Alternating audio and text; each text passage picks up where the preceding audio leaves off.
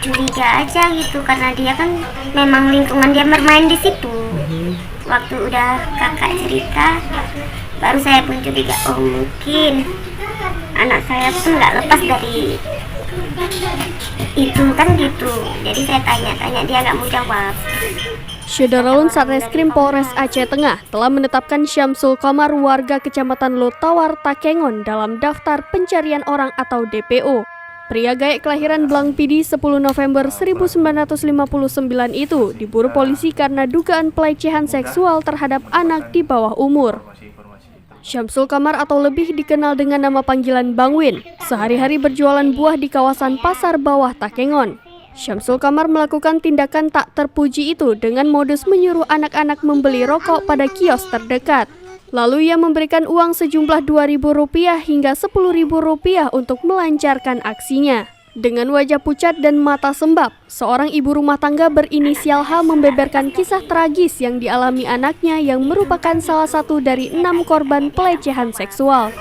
Dia ngomong, Nona, sakit katanya. Siapa yang pegang, saya tanya.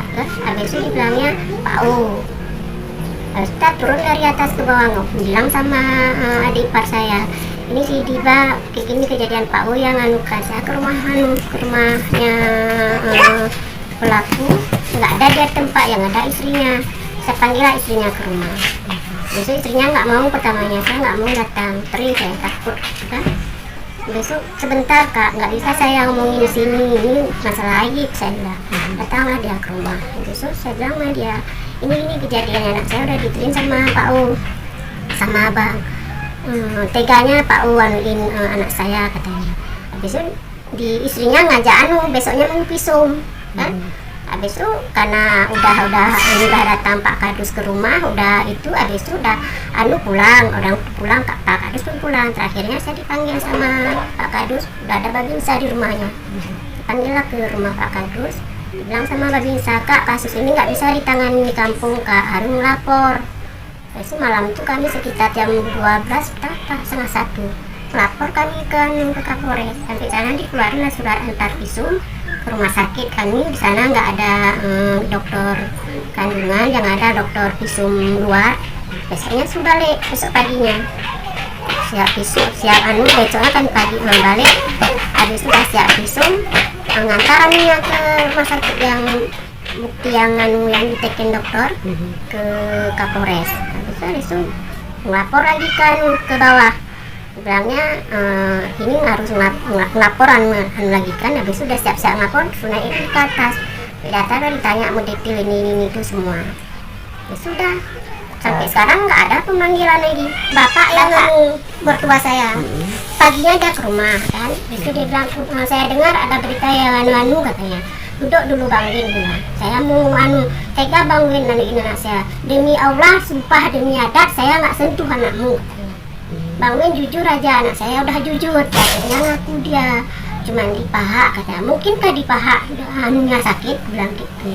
Oh saya minta maaf, saya silap. Mungkinkah silap berkali-kali, saya bilang gitu kan. Terakhirnya saya dipanggil sama adik ipar karena orang Kapolres bilang gini, Bu, kalau misalnya keluarga korban ke rumah, biasa aja, nggak usah ribut. Dipanggilnya lah saya sama adik ipar. Saya memang udah marah, udah saya maki-maki dia. Dipanggilnya lah habis itu dibilang sama Pak Kadus pun ke rumah, udah Bang Win kok mau beli buah, silakan beli buah.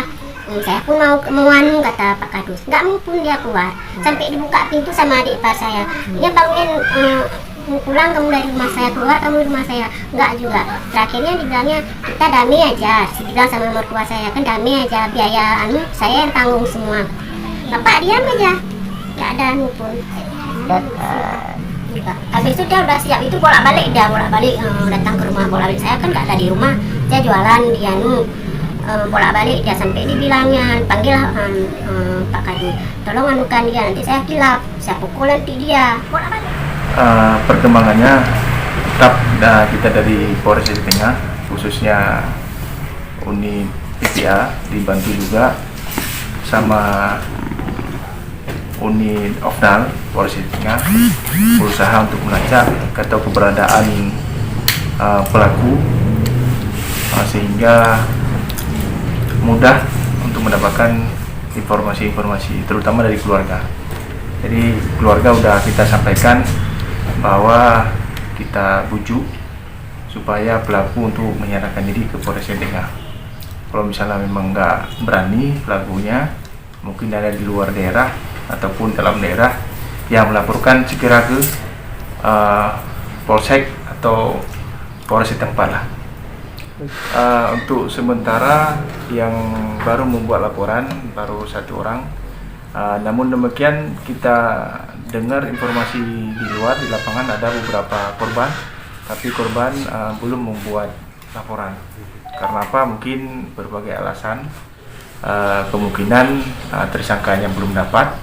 Jadi sehingga mungkin yang korban ini berharap dapat pelaku supaya bisa ditindaklanjut. Sudah beberapa saksi ya, termasuk keluarganya ya, keluarga.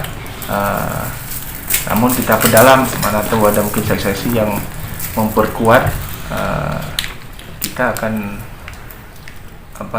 kita perdalam sehingga kita bisa langsung apabila nanti ada penangkapan atau penyerahan diri, langsung kita lebih cepat kita proses. Sudah kita laksanakan. Yang pertama kita koordinasi dengan jajaran Polres Aceh, jajaran Aceh. Sudah kita koordinasi juga dengan para kanit, khususnya kanit Opnal. Jadi seperti yang kita minta tolong kemarin sama Kasar Reskrim Polres Aceh Selatan dan Kadep Usul. Jadi kita melacak keberadaannya sehingga cepat, ya mudah-mudahan tepat dan cepat ketemu pelakunya. Trauma, suka melamun kadang-kadang sendiri, nangis. Kalau udah nangis itu kayak mukul-mukulin badan. Kalau sekarang banting-bantingin badan. Ini udah sempat nggak mau, tapi tadi mau, tapi minta pindah lagi. Saya nggak mau sekolah. Ibu korban pun meminta keadilan serta berharap pelaku segera ditangkap dan dihukum seberat-beratnya. Hingga saat ini pria penjual buah di Takengon itu masih menjadi buronan polisi. Dari Takengon, Romadani, Serambi On TV. Sedikit aja keadilan untuk anak saya. Saya cuma minta itu, nggak lebih. Saya cuma minta keadilan untuk anak saya, nggak lebih, nggak lebih.